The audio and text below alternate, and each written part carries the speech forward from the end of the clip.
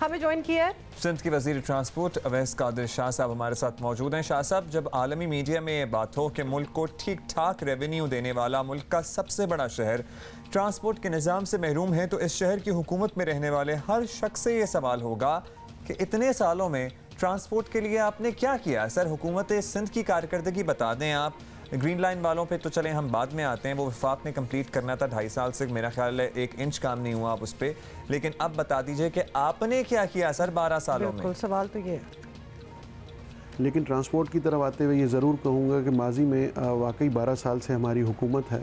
Transport sector में जो initiatives लेने चाहिए थे वो लिए तो गए, लेकिन किन वजूहात की बिना पे वो रुक गए या वो प्रोजेक्ट्स पाया तकमील तक नहीं पहुंच सके, उसमें एक बहुत लंबी डिबेट है।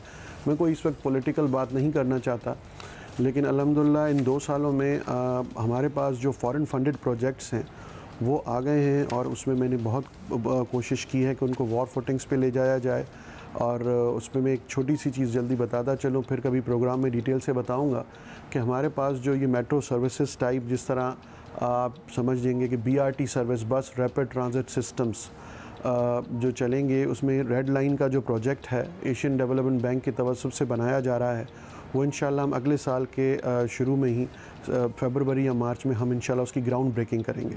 और वर्ल्ड बैंक के तवज्जुह से जो येलो लाइन का प्रोजेक्ट है उसकी भी अगले साल में, इस वक्त डिज़ाइन के फेज़ में वो चल रहा है, और अगले साल में उसकी भी ग्राउंड ब्रेकिंग कराची के शहर में ही होगी।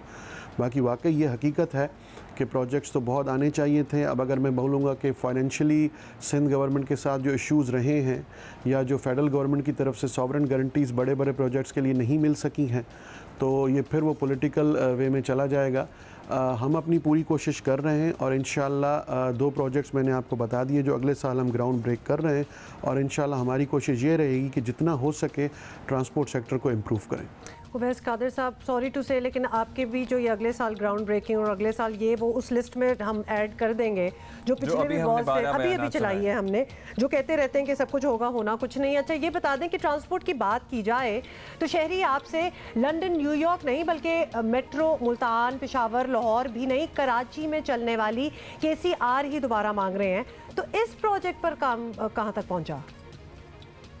देखिए, अगर आप जो KCR की बात कर रहे हैं तो ये मैं बारहा कहता रहा हूँ मुख्तलिफ़ चैनल्स पे, मुख्तलिफ़ टॉक शोज़ में, और मैंने ये अपनी तरफ से एक ऑफ़र भी की थी फेडरल गवर्नमेंट को कि सिंध गवर्नमेंट की जो ट्रांसपोर्ट डिपार्टमेंट की हेल्प चाहिए KCR के प्रोजेक्ट को पाया तकमील तक पहुँचाने के लिए, उसको शुरू करने के लिए, तो उसमें हमें कोई रिस्पॉन्स वहाँ से नहीं मिला।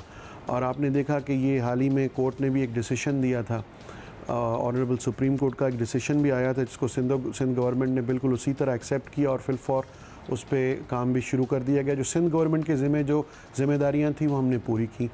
अब एक चीज़ ज़रूर यहाँ पे बताऊँगा कि देखें, KCR एक बहुत बड़ा मेगा प्रोजेक्ट है, इसके लिए बहुत फंडिंग की ज़रूरत है। ये CPEC में था पहले, ऑनरेबल चीफ मिनिस्टर सिंध बार बार JCC की मीटिंग्स में जाते रहे और KCR का केस फाइट करते रहे, लेकिन अफसोस के साथ कहना पड़ रहा है कि इस फेडरल गवर्नमेंट ने ML1 को तरजीह दी। ठीक है, वो इम्पॉर्टेंट बिल्कुल होगा प्रोजेक्ट, मैं उस पर भी बात नहीं करूँगा कि वो इम्पॉर्टेंट है या नहीं है, लेकिन उनको दोनों प्रोजेक्ट्स की इम्पॉर्टेंस को समझना चाहिए था।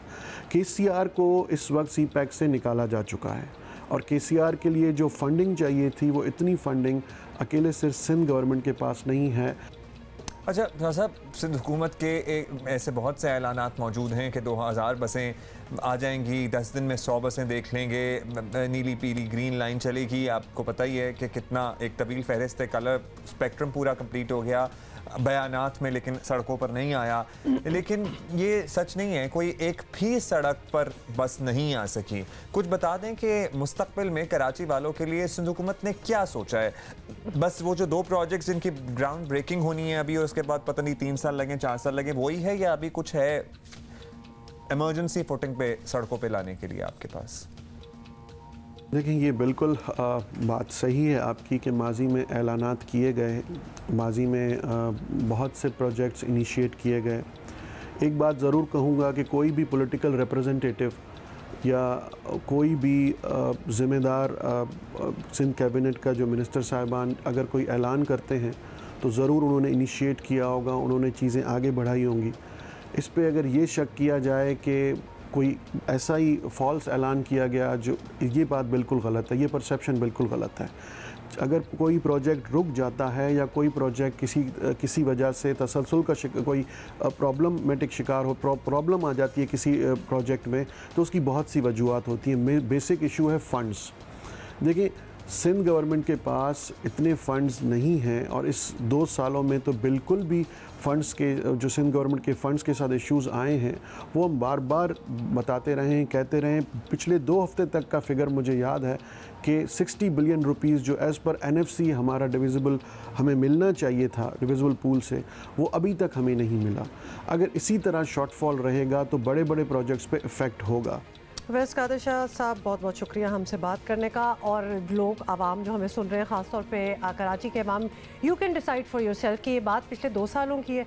फ़ंड्स का ना आना, ये एक विल का ना होना ज़्यादा लगता है हमें कि 10 साल 15 साल, मतलब कभी इस पे, इन चीज़ों पे, पब्लिक ट्रांसपोर्ट पे सीरियसली अच्छी नीयत से काम हुआ ही नहीं। ये लग्जरी है ही नहीं, नेसेसिटी है। ये तो वही बात है, आप किसी को जहाँ रोटी और कपड़ा देने के लिए आप दगो तो कर रहे हैं, ये बिल्कुल वही है कि गंदम की फराहमी यकीनी बनाए, बसों की फराहमी यकीनी बनाए, कर लें आप, जो भी कर लें, you really don't have the funds to do this and you have never had it. क्या अजीबोगरीब बातें हैं।